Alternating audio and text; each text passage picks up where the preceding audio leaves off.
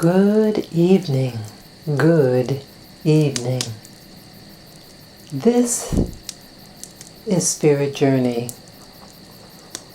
It is April 1st, 2019, and it is 10:35 p.m. I'm just turning off the lights right now in my room. I'm using my new mic and recorder, so I hope the audio is better than before. I love good audio. Well, I had a very interesting day today. It's very relaxing. I got up, took a really nice shower. I fed my dogs. I watered my plants. And then, let's see. I went and I got groceries. And I made this really, really nice vegetable stew. I'm mostly vegetarian. I will eat eggs and dairy. Let's see now. Yeah, it was very good. I used let's see. I when I go shopping, I just kind of like wing it what I want to get for the veggies. Sometimes I get a thought in my mind and say, I want to experiment with this. So I made this really, really tasty vegetable soup. And I think I might do an ASMR tomorrow to feature this new dish that I made. It really came out great. It's a real comfort food. Yes. So after I ate, my day kind of started late. I've been getting up later and later, or at least it takes me longer and longer to get ready. Yeah, so my first meal, I started eating around, what's that, 4 o'clock? Yeah, about 4 p.m. And then I got myself ready, got my dogs ready for us to go out. And I went to a place called the Hudson Yards. I heard about it. It just sounded weird, the name. Well, today was my third visit, and I like it. I met 2 guys there. One was, let's see, the first guy I met, his name was Miguel. And he was in this store that I went in. Really nice. I've never heard of the brand, and I don't even remember the name of the brand. But what was nice, like, they had a lot of leather jackets. Very, very expensive. Yeah, they had short leather jackets, a very soft leather, and it was just a lot of money. But I like looking. It was a very minimal look, but it had a nice chic edge to it. But anyway, the guy Miguel, I brought my dogs Lily, Lilac, and Lavender, and people got a really big kick out of them. Sometimes they can get really animated, especially Lily. Yeah, Lily, all my dogs are with me right now in my bed. Yeah, my doggies sleep with me. And Lily's right by my side. And the other 2, they're by my feet. Well, Miguel had, he noticed the dogs. He was just about to leave. He had packages. and he started, paying, touching, petting the dogs and everything. He was nicely dressed, and then he asked the dogs' names, and what else? He just chit chat a little bit. And what was interesting, like when he was going to leave, he he gave me his name. He says, "Hey, my name is Miguel," and he put his hand forward to shake my hand. I said, "Why?" I gave him my name, and what was interesting, he when he was to release my hand from shaking it, he like, like he took his hand and then he stroked, like he, how do you say it? Like he stroked, like he has his thumb and his pointer finger sliding down my hand, across my middle finger. And I said, "Whoa." I did not expect that from him. Yeah, I think it's from South America. Yeah. And then when I was leaving the store, no, it was another store. There was a second store, I think it was. Yeah, it was another store. That was the leather goods store. And then the other place, oh, what was the other place? It'll probably come to me. But either way, that second place had a lot of, like in the front, it has these plants, and it gives you an outdoorsy feel, and then you continue going in to the store. And yeah, and right by there where all the plants are situated, I guess he's like security, but he's not dressed like security. He's wearing regular clothes, very casual, and his name was George. And we had a nice talk, and very, very friendly, and we talked about, he's a local fellow. He lives in Brooklyn. And what else?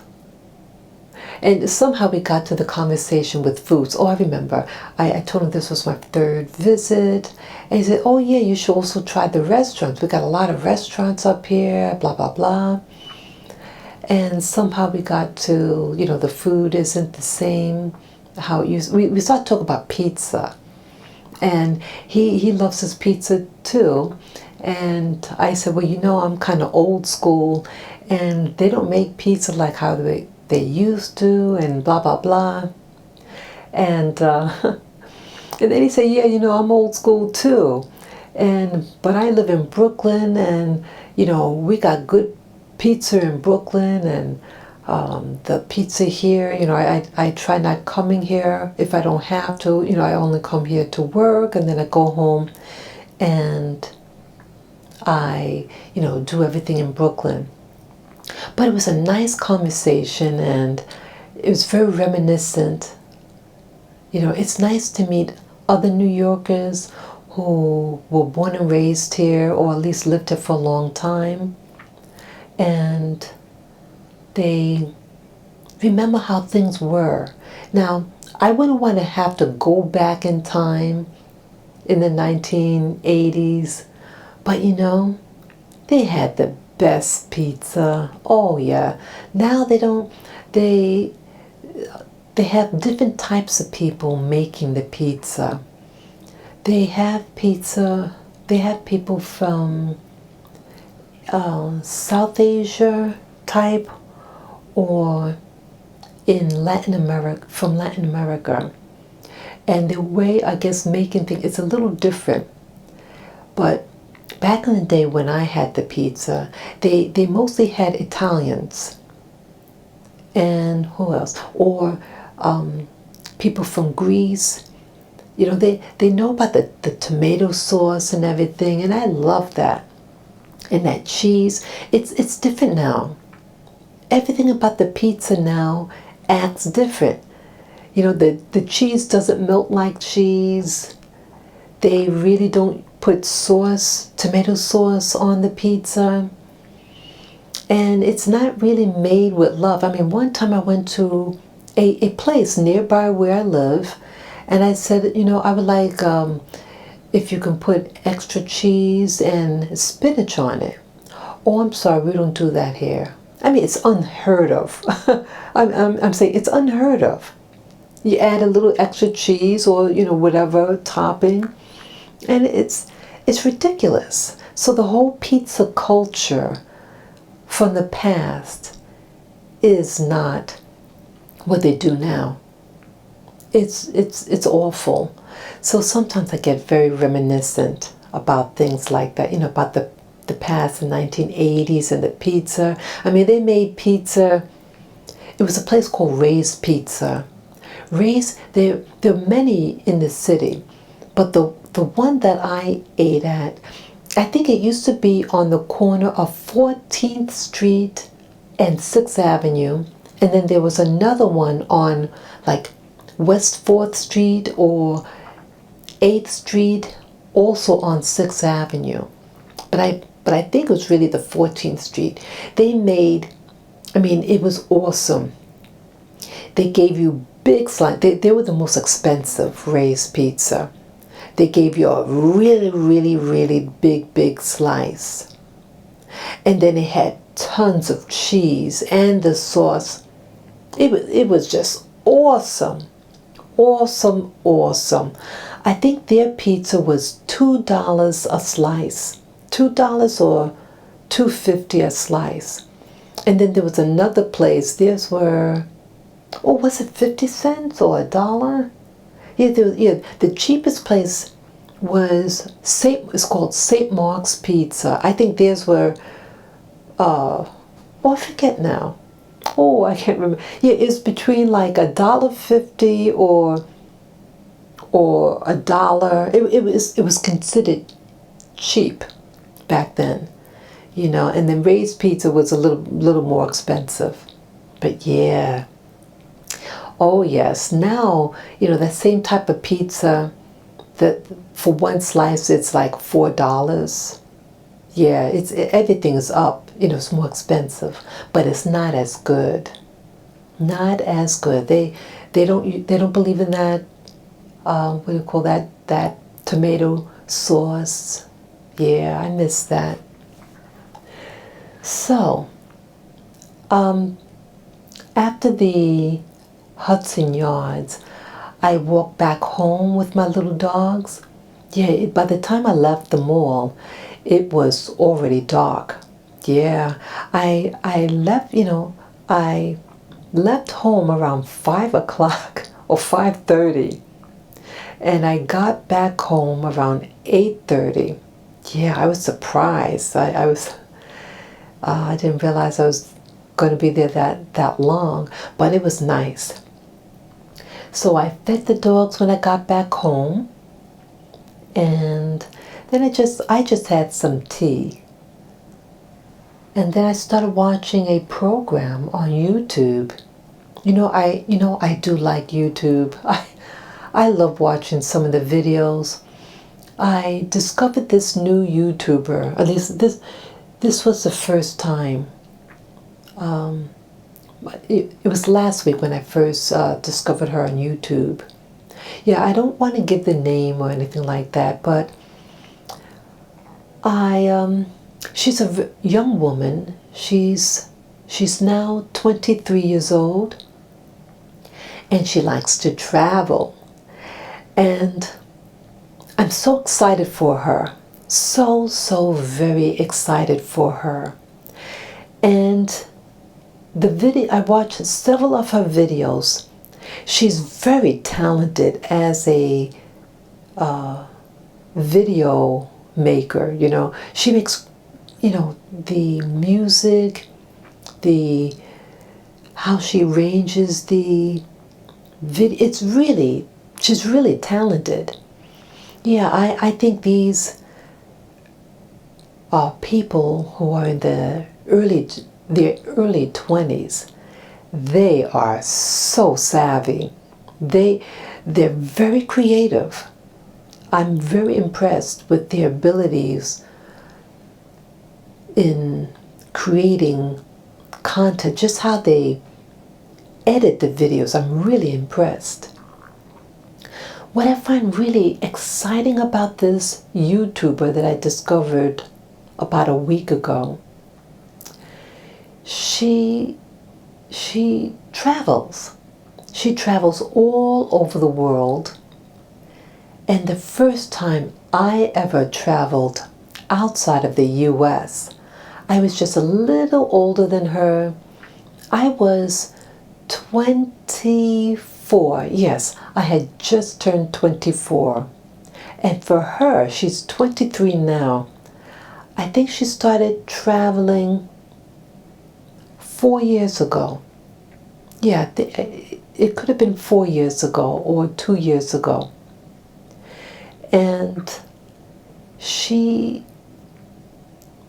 I'm just really excited for her, because I think back now in my life and thinking back of when I first traveled. Things were so different back then. That was in the 1980s when I first went out the country. And things back then were so limited socially for me, I feel. People were really into what they expected you. Like if you are from a particular race or nationality, people had expectations that you're not to go above their expectation of you. And that includes family. People would, I was questioned. Well, why you want to go over there? It's like they made you feel like you were committing the worst sin ever. And I was just visiting a place. Now these other people, they traveled. So why is it different for me traveling? So I always felt the resistance from society and family. I always had to make excuses. Like I felt I had to defend myself. And I'm really no different than anyone else.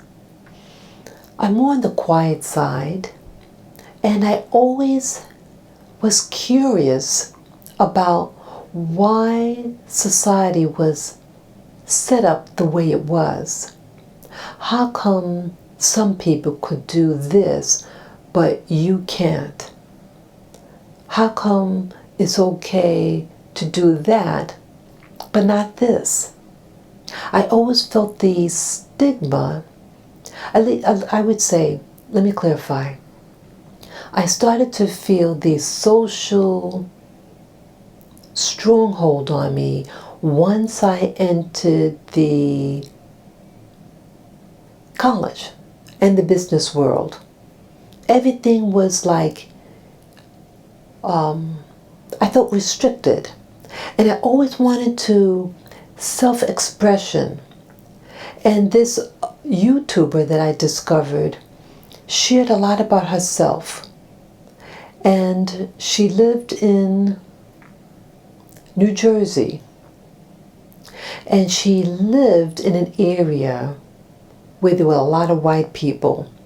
There were very few black people there. And I was surprised because, see, she's a young person. And she's been out of school, for about 5 years. And so, let's say you go into high school, so 4 years prior to that. So she's just entering high school 9 years ago. And 9 years ago, the society was a little bit more savvy with regard to race relations in the Northeast. I mean, it has its stigma, but she shared something. I appreciate her honesty about her navigating in this school, being a black woman, and she also has other siblings, and she had a brother that went to the same school, I believe. He's like a year younger than her, and she shared how, like, she was homeschooled for a, her, from elementary school to junior high, and then after that she went to a regular, like, a high school, and it was a very racist school. The whites there in the part of New Jersey that she lived in was very, very racist against her. Now, she seemed like a really nice person. Now, why I'm sharing this is because, see, if you see her now, that she didn't let life destroy her. Now, my growing up, race, let's say 40 years back, the relationship between whites and blacks were very, very striated. Now, I did, the area in New York City where I lived, high school, it was extremely integrated. It was located in the area where people of, it was surrounded by different neighborhoods, different races and nationalities. And many of these people are newer immigrants.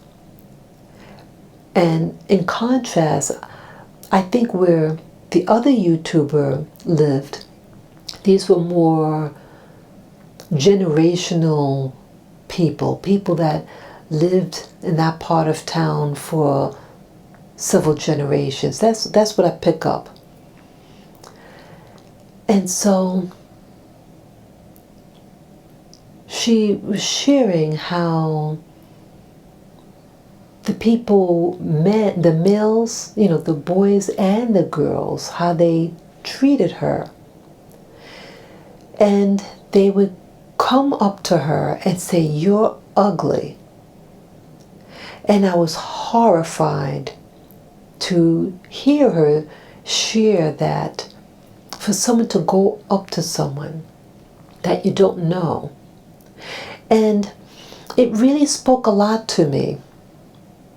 What it spoke to me, now, I never had a white person come up to me and insult me in terms like that. In New York City, they're more, and in my travel, they're a little bit, they work a little differently. But for Jersey, they were very quick with the tongue to go out their way and make fun of her hair, just her as a being. And that is, and here her being someone who was homeschooled. So there was a socialization issue. She wasn't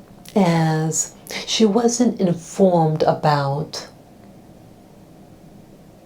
how white people may treat her. Again, I guess she's sheltered. She's at home, a very conservative family.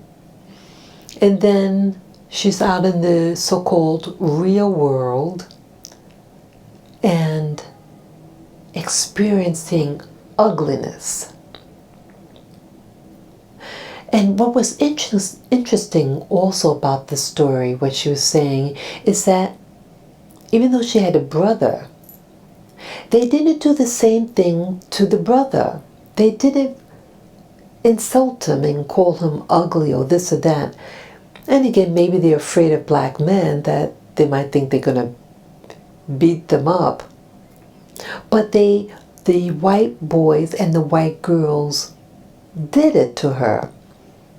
And another incident, she was saying that she had liked this particular person, and it was a white male, white guy in the school, and he said, "Ew, you're ugly. I don't go out with black girls."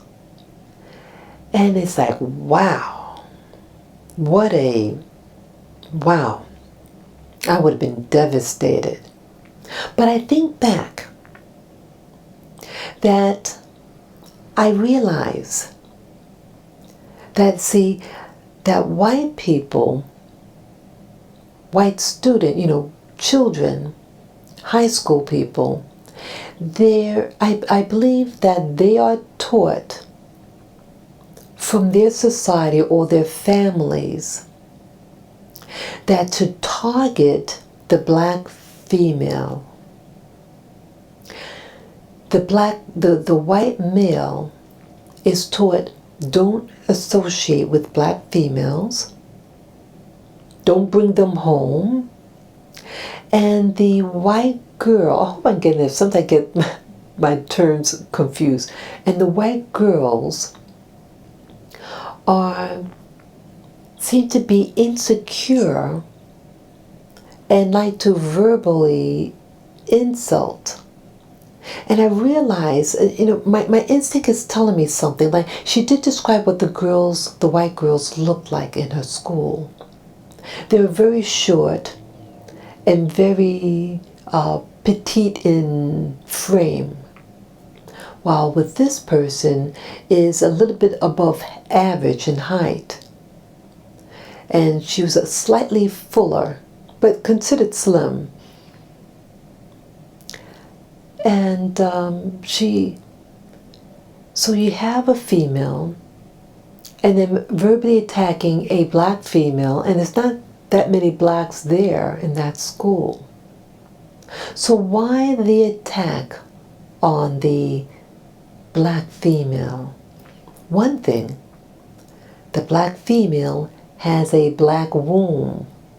I mean, I'm not saying literally, but the womb, historically, in the Americas, that your status of the status of the child is the status of the mother. And so, having a black female, the status of her is what white society wants to put on her. And so, even if she has a child with a white male, still, you are who your mother is and her status. So, they're telling her, excuse me, so they're telling the black female she is not welcomed, and that they're teaching the white males, do not associate with her. And the the white female, they're told to deprecate her. But the black people, that we are the source of life, and that they don't like to be reminded how special we really are. That out from the black woman, all the races that you see out there, including white people, the basis of their genetics comes from Africa. It is a jealousy that the white European has against the black female. And it's amazing because, see, in contrast, the brother, they didn't attack him verbally. And I thought that was interesting. And I know someone who was raised in a part of New Jersey where I think she was raised. And it was interesting that this person that I know was into sports. And so it seems like for the black male in high school settings that they may be considered better in sports, and a lot of money is made through sports in schools. So it seems like the guys are given less slack than the black female counterpart. It's really interesting.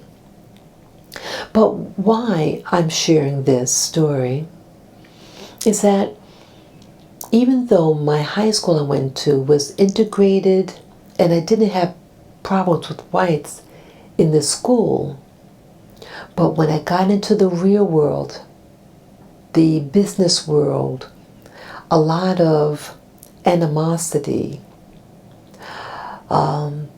There was no white men, and it's that white American men have this fear of black women. And so it would be really interesting to know what are white families teaching white boys about black girls. I remember hearing something. I don't even want to repeat it. But it's something, because historically white men were sexually involved with the black female, but they did it in secret and illicit. Okay? And I think the white female knows the real beauty of the black woman's body. See, in my opinion, indigenous people, and that includes black people, we're sturdier in build. Our skin is more resilient to the elements. Our body frames are we're stronger. And when we take care of our health and everything, we can outlive our white counterpart. So she knows instinctively that we are physically stronger and more resilient. And I think that bothers her. So this video is not about slam dunking white people or any race. It's more of an observation. See, her graduating was only 5 years ago. And how, for some people who are very sensitive, and I was a very sensitive individual growing up and still very sensitive, some people want to venture out in the world. You go to high school, you just want to crumble, and maybe you might overeat because everyone, the boys and the girls, calling you ugly, and you know what else? This was considered a very attractive woman. This is a very pretty woman, really nice, very exotic, a very pretty individual. And so it shows you about people's own insecurities. And as I get older, I'm seeing the insecurity that many white people have. Many white women can at times reveal insecurities. And again, there are hardly any blacks in her school. I think she said that it might have been a total of 7 blacks in the whole entire school. I could be wrong. It could be even less than that. But see, again, some people could crumble under this verbal attack. And so here, she didn't let it get to her. And here, her other sibling is a high fashion model. So you hear what I'm getting at. So you have white people young white people who are taught to insult someone's looks. And again, this is a high fashion model, very poised and everything. So it's fear. See, fear makes some individuals verbally attack other people. And so I'm amazed at the media now. See, now it seems like in the media you have more black people who are in front of the camera. And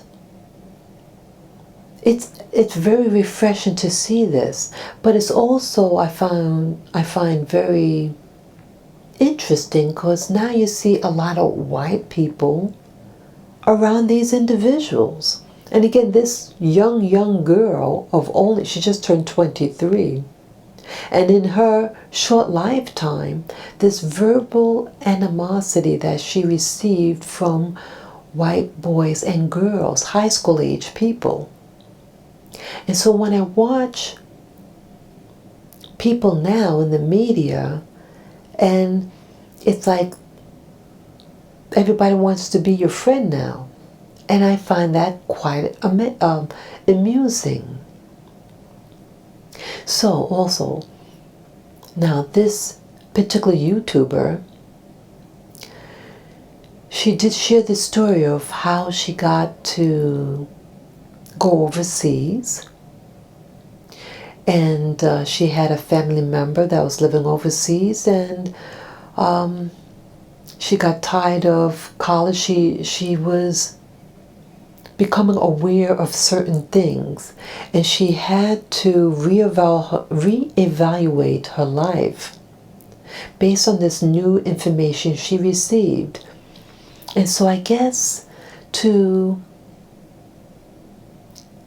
internalize, to process this new information, she asked to accompany her relative, her sibling. And she was able to meet other people, and she learned foreign language. And then at some point, she became a YouTuber and created wonderful videos. And she's doing very well. I'm not sure how long she had her YouTube channel, but really not that long. And she travels all over the world. See, I've met people, where I live, I meet people from all over the world. New York City attracts people from the Caribbean, Central and South America, people from Europe, Asia, all over. And also from Africa. How could I forget that? A lot of people from Africa. And so I notice with some people I should say many people that I meet who are from other countries, that they start to make up things, I notice. And they make up a whole story and things, and I know that they're BSing me. And I did have an opportunity to travel, and not necessarily in the countries where they're from, but I start to get certain things, they start to act out. And I see that I think they're misreading me. And that they feel that they have to make themselves bigger than they really are. And when you meet all these different types of people, you start to really learn what's genuine and what's not. And so here you have this young girl, and when I was her age, I was very, very inexperienced about life.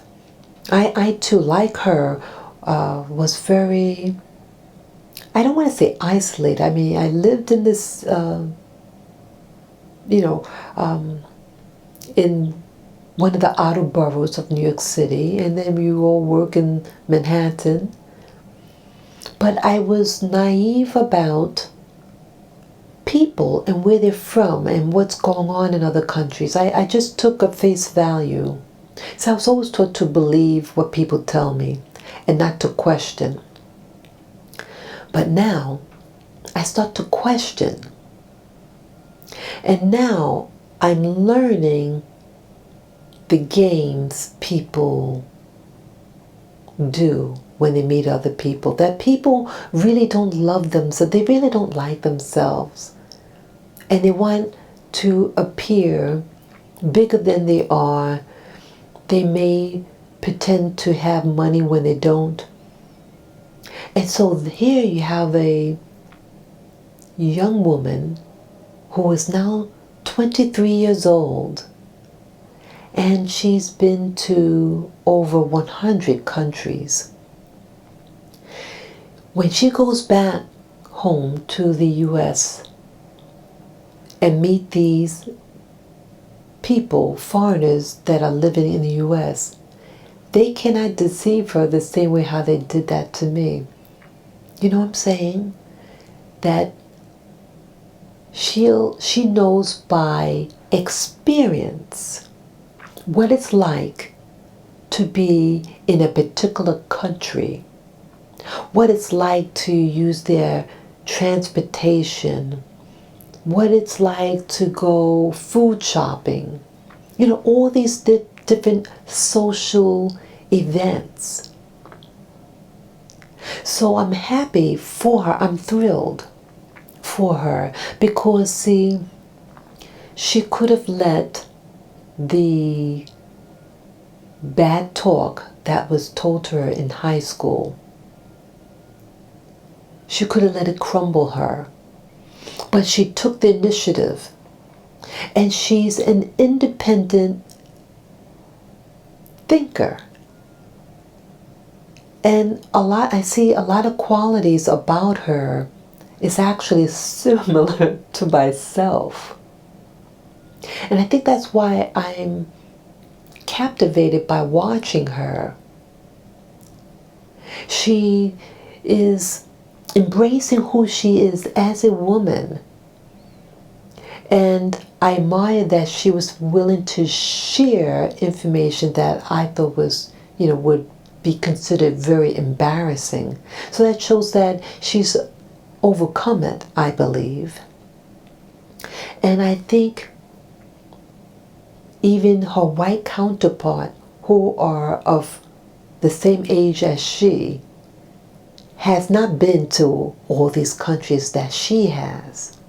And I think with her traveling, it's really going to develop her as a human being, that she has so much more. Think of each country as a tool of information, something that will be used whether at that moment or at a future date, that's going to fortify her to become even more powerful as an individual. See, one thing I'm learning now with YouTube and social media. See, years ago, at least with my growing up, that things seemed to me, at least emotionally, so limiting. And I always felt trapped. And so when I did have the opportunity to travel by myself at 24, I felt liberated. And it's only when I had to come back, I only went away for 1 week. But I said, yes, I like this. So here, this YouTuber is going all over the world.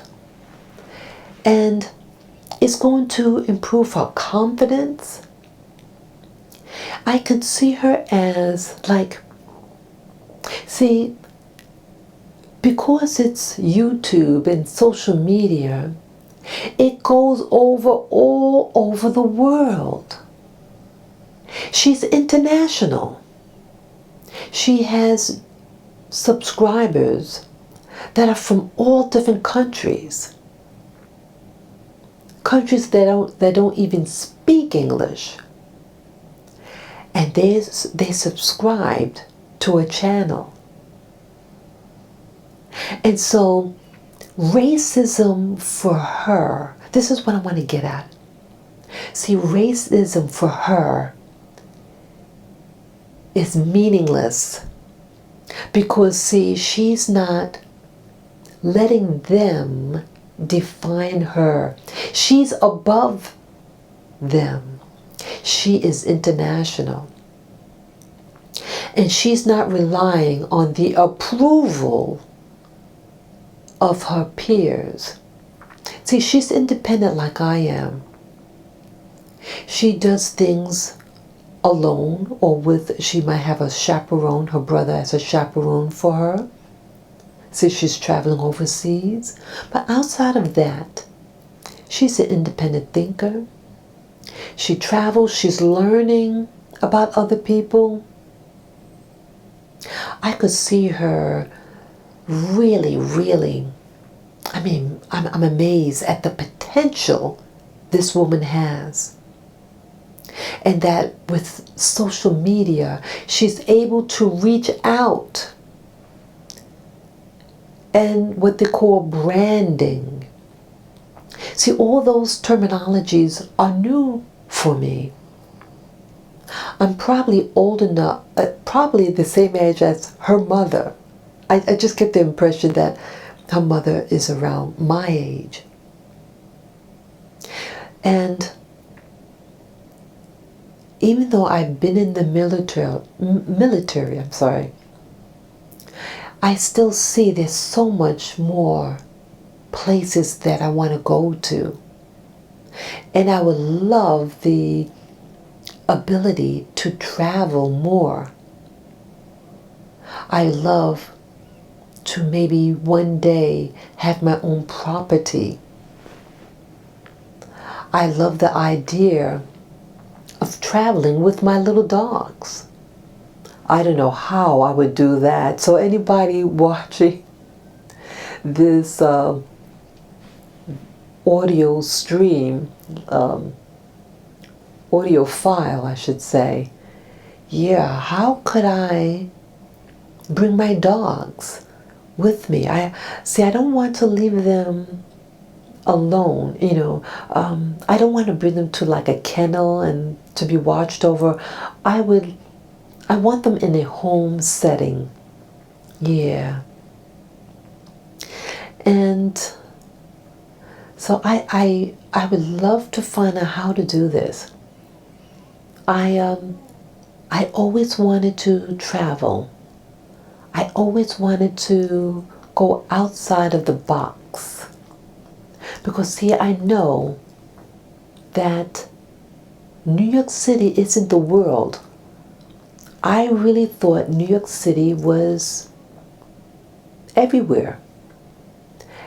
And I'm wrong. And I'm very happy that I'm wrong. See, every location, even within the same country, has a domain. It has a mentality. Not every domain is for a person. I think this young YouTuber, I really believe that this YouTuber is beyond her place of birth. I think she is going to be a citizen of the world. She's beyond just one nationality. She belongs to the world. I like her tenacity. She's really interesting to watch. I'm really happy that she's tapping into her womanhood. She knows what she's doing. Yeah, she's savvy. Wow. here are many years her senior. And it puts a smile on my face because it makes me feel that there's hope out there. And maybe I'm much older than her. But you know that if I'm not able to make it, I am thrilled to know that someone else from the Black community is going outside of the comfort zone. See, I met Black people growing up. When I was in the, this was maybe close to, yeah, this was 30 years ago. And when I went away, just for a week, and the attitude of some of the Black people, it was a Black woman. We were all about the same age. She might have been just a little younger. I was in my 20s. And she said, "You're not supposed to go there." And I look at her. See, that's what I realize in America. That, see, Black people, or I should say some Black people, or many Black people in America, are taught to to be limited, to deny yourself certain things, to put limitations on yourself. So I was raised like that. I was always told, no, you're not good enough. I too was told I was ugly. And I realized people like those are people who are actually insecure with themselves. See, a real secure person encourages people. A real mature, balanced person doesn't say you shouldn't be going there. That's not for you. See, a real secure person would say, hey, go for it. The sky's the limit. You know what I'm saying? And so, not everybody is going to like you. Not even people from your own family or community. See, a lot of people are afraid to go outside of their comfort zone. And they want you all stuck and in the barrel of the crabs. But in the back of my mind, I said, you know, I want more for myself. So I'm pretty much a loner. I do love talking to people. But you know, I really do like my quiet time. I'm a very contemplative person. I love to think deep inside. It's what I've always done. And so I'm okay with it. Because, so you have to know yourself. And not everybody is going to like your independent spirit. Because it's reminding others that they wish that they were able to do those things. A lot of people are afraid to do things by themselves. Yeah, some things I may not want to do alone, but many things I do like to do alone. I love shopping, window shopping by myself. I like going to parks. I love solitude places. It makes me feel comforted and like a little cubby hole, you know. I really like that.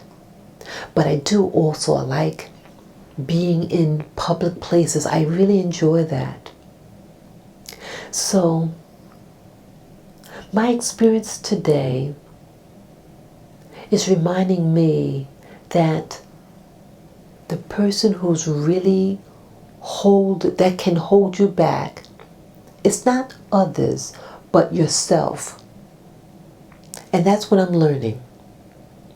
that here you have a young lady who's told awful things, but she had a good foundation. See, she went to, she was homeschooled, so she had that strong foundation.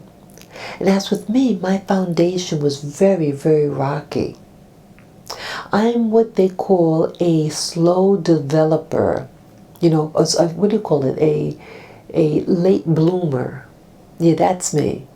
So I would say what I'm starting to accomplish now in my life, it's what people who are much, much younger than me are already accomplishing. So, but you know, that's okay too, because it's like a good wine, you know, even though I'm not really a drinker, but some things just, you appreciate it more at a later age.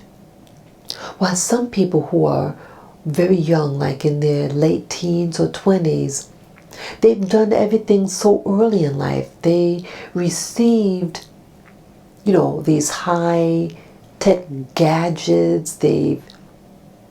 Parents give them a lot of money, and then there's nothing else that interests them. And so I think that's why a lot of them do the drugs, because they've done it all, and so, you know, they're bored, and so they do drugs.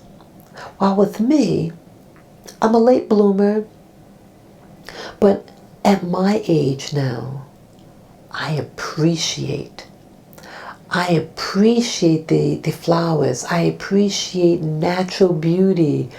I appreciate when someone shares their heart with you, because that's what life is about. Life is about sharing what you're willing to share to others. It's beautiful.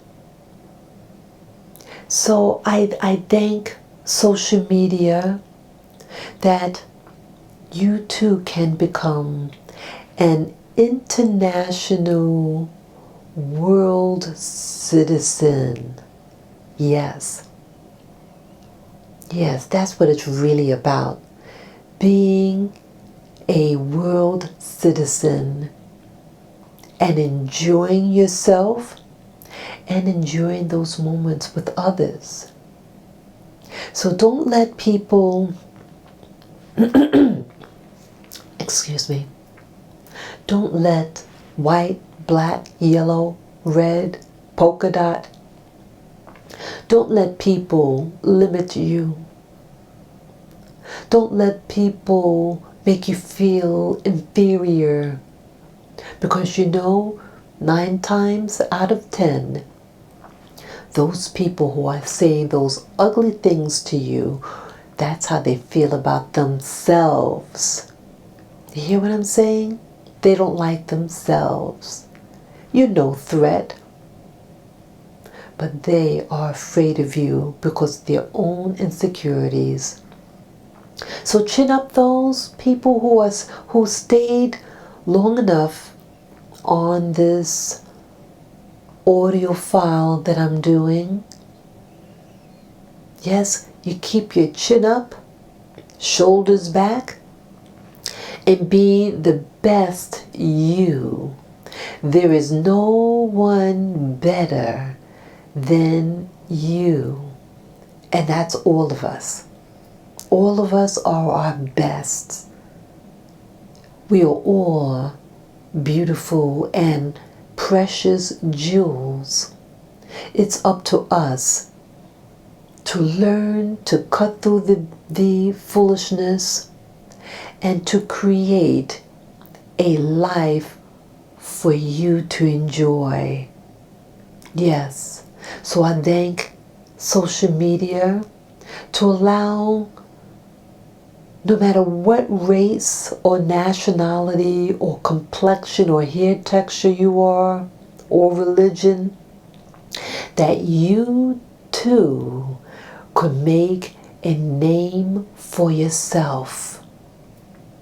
Make it beautiful, and to share and teach as well. I thank you all for listening and watching. I'm sorry, for listening to this audio file. So, peace and love to all of you. Yes, let's get out there, polish your shoes, comb your hair, put perfume or cologne on, and say, I am going to be my best me. Okay? So take care and have a wonderful evening wherever where you are on this planet. Bye-bye.